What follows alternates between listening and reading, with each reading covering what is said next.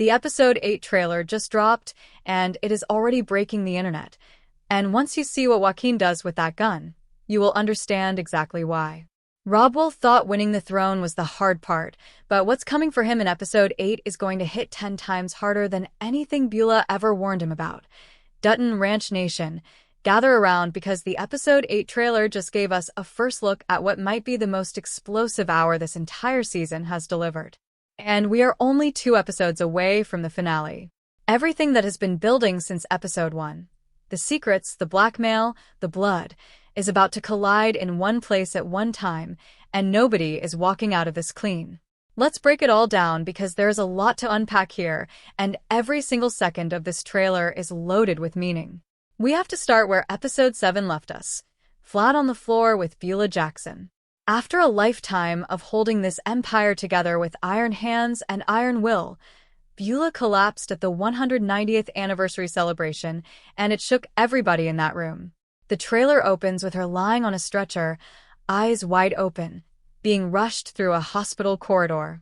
Her whole family is right there beside her: Robb Will, Orina, Joaquin, and Dr. Everett McKinney. And in that moment, before anyone says a word, you already feel the weight of what this family is facing. The woman who ran Rio Paloma with an unbreakable grip is now completely helpless. Whatever control she had over all of them is temporarily gone. And that vacuum of power is exactly where things get terrifying. The trailer's first real gut punch comes when McKinney turns to Joaquin and says, "Your family needs you, son." On the surface, that sounds like a doctor asking a grown man to be present for his mother. But this line runs so much deeper than that. Joaquin packed his bag and walked out of the Jackson villa at the end of episode 7 with nothing but heartbreak and betrayal fueling him. He was supposed to be the heir. He was the right choice, the responsible choice, the man Beulah actually wanted. And Robb Will took that from him through pure blackmail and threats. So when McKinney looks at Joaquin and tells him his family needs him, it is not just a plea. It is an invitation back into a war that Joaquin has every reason and every motivation to finish. He is not going to walk back into that hospital and hold hands and make peace. He is going to walk back in and start making moves. And the biggest move he makes in this trailer is the one that has everybody talking. Joaquin walks into the sheriff's station and he places Robb Will's gun directly on Sheriff Wade's desk. This is the same weapon Robb Will used to murder Wes Ayers, the 10-Petal Ranch foreman, back at the very start of the season. Kino is the one who actually sets it down, but Joaquin is clearly behind this play. He knows exactly what that gun means and exactly who it points back to. This is not a man running away from a fight. This is a man who just decided to burn the whole house down from the inside. After everything Robb Will did to steal his legacy through blackmail and intimidation, Joaquin is now handing law enforcement the one piece of evidence that could destroy his brother for good. That is a level of cold, calculated revenge that we did not fully see coming, and it is absolutely chilling to watch. But here's where the story gets even more complicated, because Rip Wheeler's fingerprints are all over that weapon too. If you remember the gas station confrontation earlier this season, Rip physically took the gun away from Robb Will during that altercation. That means his prints are on the murder weapon right alongside Robb Will's. The moment Joaquin hands that gun to Sheriff Wade, Rip becomes a person of interest in a murder investigation whether he ever pulled the trigger or not. Now, there is an argument to be made that this may not destroy Rip the way it sounds. Rip grew up on the Dutton Ranch, entirely off the grid. No birth certificate in the system, no arrest record, no fingerprints in any law enforcement database. If the sheriff runs those unidentified prints, they may come back to nobody. But that uncertainty alone is enough to put the Dutton side of this war on very dangerous footing heading into the final stretch of the season. And speaking of dangerous footing, let's talk about what else is happening at 10-Petal Ranch, because the trailer is showing us something that goes way beyond one family's internal power struggle. Both the Jackson and Dutton bunkhouses are shown actively preparing for what looks like a full-on siege. Cowboys lining up, guns being checked, everybody moving with the kind of deliberate urgency that means they are not practicing. They're getting ready for something or someone to come through those gates. The question the trailer leaves wide open is who exactly they are preparing for. And the answer, when you connect the dots from the earlier episodes, points directly back to one name that has been lurking in the shadows of this entire season, Mariano. Mariano has been the ghost in this machine since episode 1.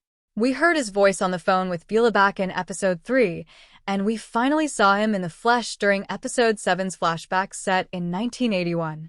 He is the man who most likely took the fall for Luke's murder to protect Beulah.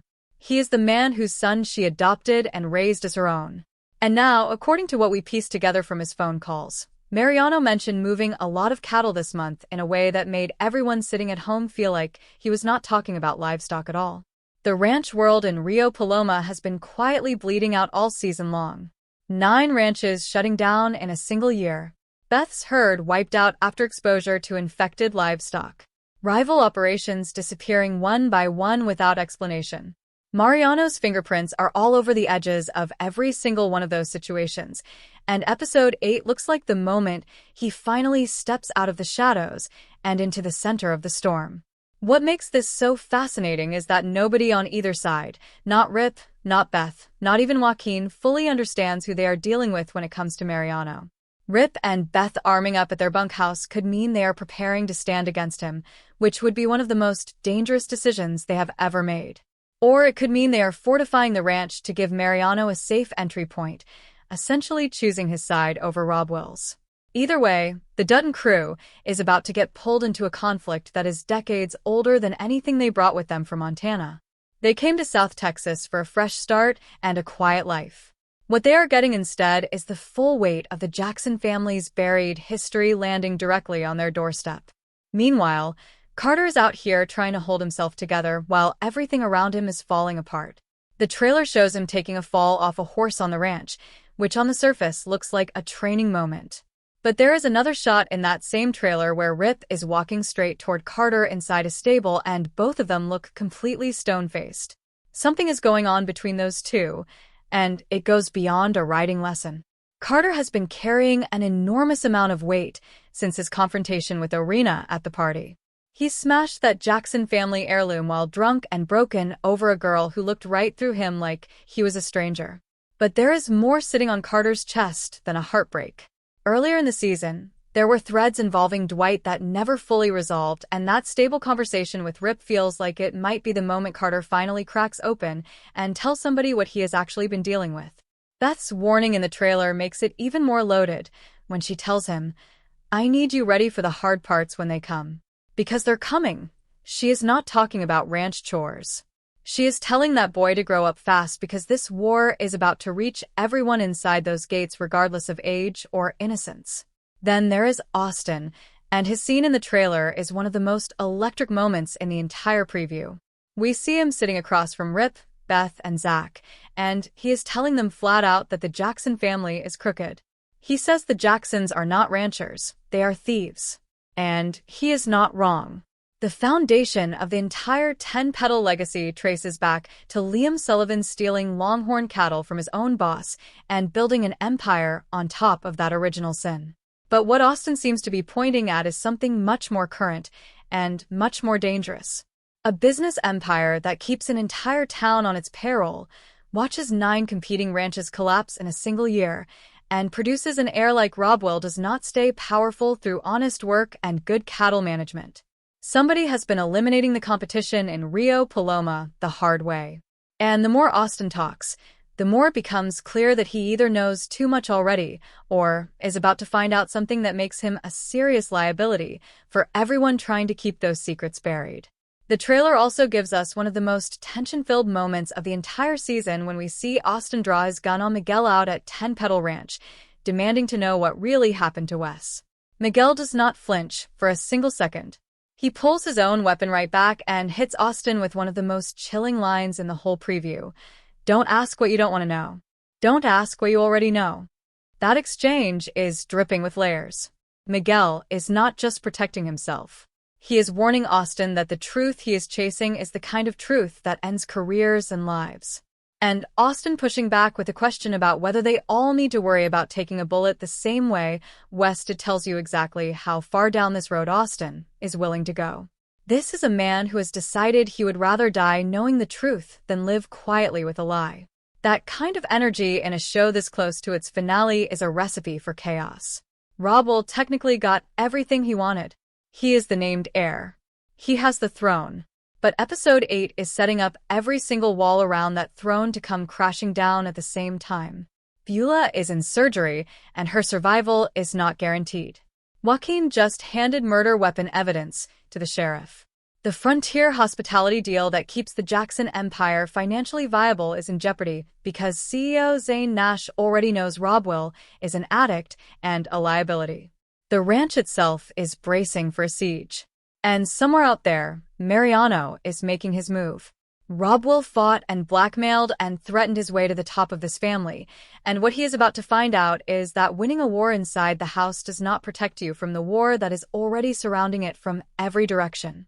Episode 8 of Dutton Ranch drops today on Paramount+, and it is going to be absolutely insane from the first minute to the last. If this breakdown had you locked in, go ahead and hit that like button because it genuinely helps this channel more than you know. Subscribe so you never miss a single breakdown, recap, or theory drop as we head into the final 2 episodes of this season. And drop your predictions in the comments right now. Do you think Beulah survives episode 8, and is Joaquin about to become the most dangerous person in all of Rio Paloma? Let's talk about it.